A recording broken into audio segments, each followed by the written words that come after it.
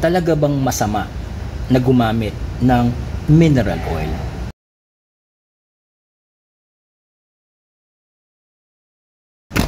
Nag-experiment ako last time. Yung Shell Advance Ultra na ginamit kong 10W40, pinatagal ko ng extended oil interval, change oil interval. 5.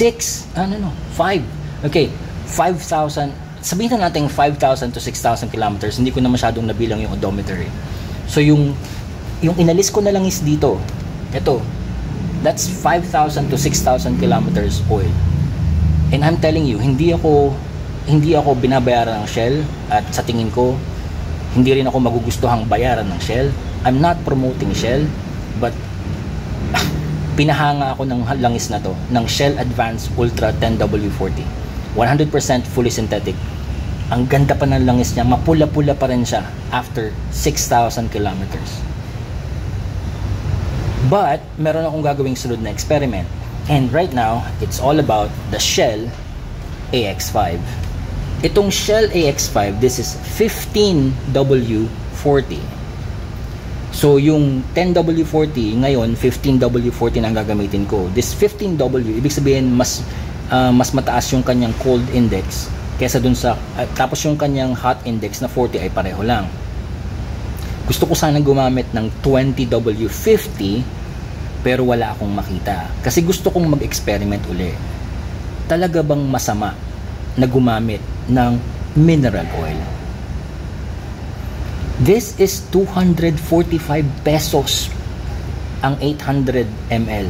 Yung 10W40 na fully synthetic is 560 pesos. 1 litro.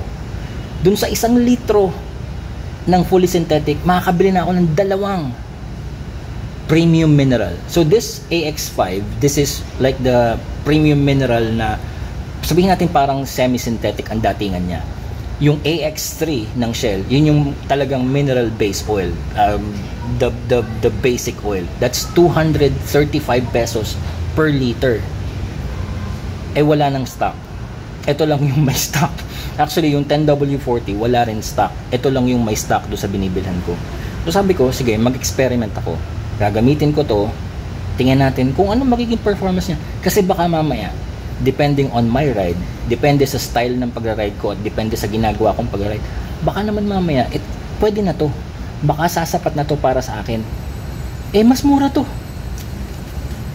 Dati, binibili ko lang is 2 litrong fully synthetic.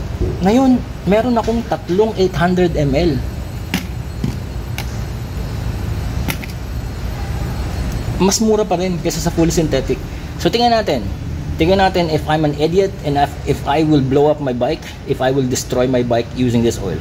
So, I'm gonna do this for you guys. Ako na yung gagawa para hindi na kayo gagawa nito. Tingnan natin, magmumukha ba akong tanga na gagamit ako ng premium mineral 15W40 oil? I don't know. Let's see.